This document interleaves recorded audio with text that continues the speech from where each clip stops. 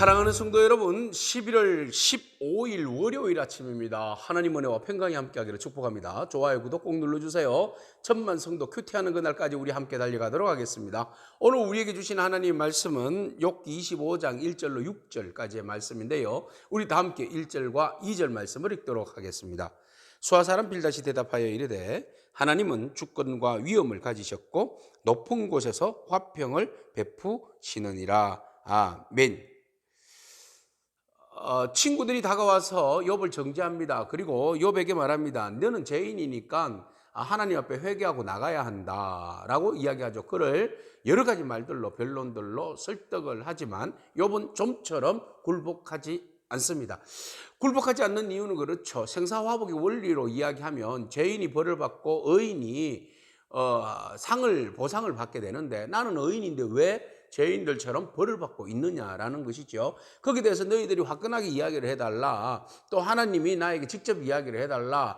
그럼에도 불구하고 아무도 거기에 대해서 속 시원하게 답해 주지 않고 오히려 계속해서 욥이 죄인이라고만 이야기하니까 욥은 답답하다는 거죠. 그리고 하나님 침묵하고 계시니까 욥은 직접 하나님께로 이 모든 이야기를 듣고 싶다는 거죠. 그렇게 이제 조금 더 진일보하지 않으니까 욥의 친구들이 이제 마지막으로 결론 내립니다. 오늘 본 말씀에서 수하 사람 빌닷이 이제 마지막으로 결론을 딱 짓고 그들의 말은 침묵하게 됩니다.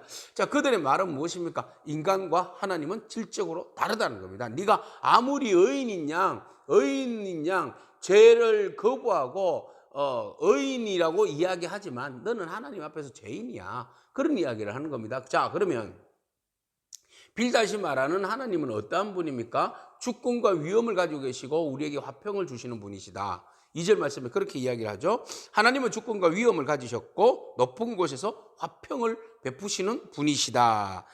네, 하나님께서 세상의 모든 것들을 주관하시고 통치하시고 다스리신다라는 것이죠. 그래서 온 우주의 삼라만상은 하나님이 통치하시고 다스리시고 우리 인간에게 하나님께서 그 화평을 베풀어 주신다 라는 것입니다. 자, 그런데 그 하나님에 대해서 그의 군대를 3절 어찌 계수할 수 있으며 그가 비추는 광명을 받지 않을 자가 누구냐.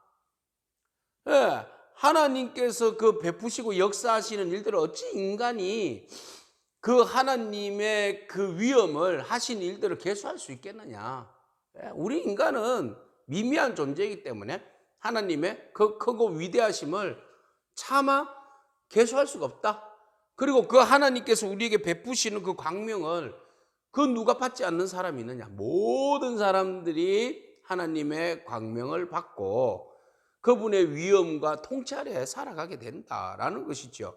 그런데 어찌 하물며 4절에 여자의 자손으로 태어난 자가 어떻게 자기가 의롭다고 이야기하고 그 사람이 어찌 자기가 깨끗하다고 이야기할 수 있겠느냐. 하나님이 의롭고 하나님이 그 순수하고 순백하신데 어떻게 사람이 하나님과 동일하게 의롭다고 이야기하고 깨끗하고 이야기할 수 있느냐. 말도 안 되는 소리다.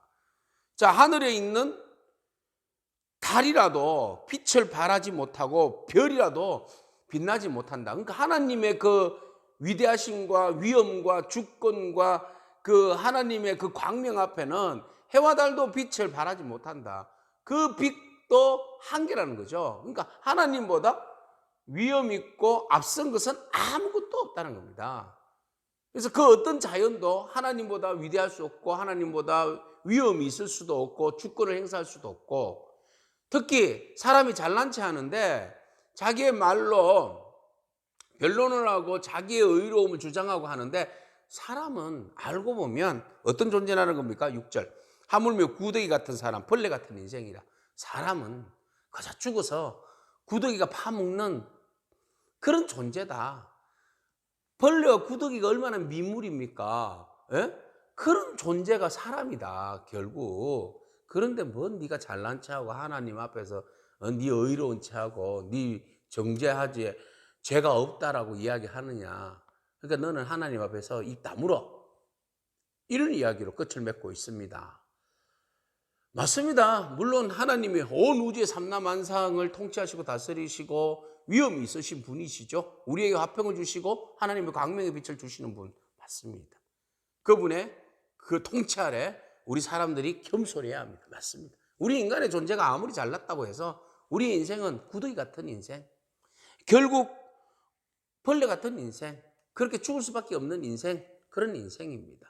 근데 오늘 여기에서 필다시 욥에게 이야기하고자 하는 그 의도를 우리가 읽어낸다면, 너는 그런 존재니까 하나님 앞에서 죄인이야.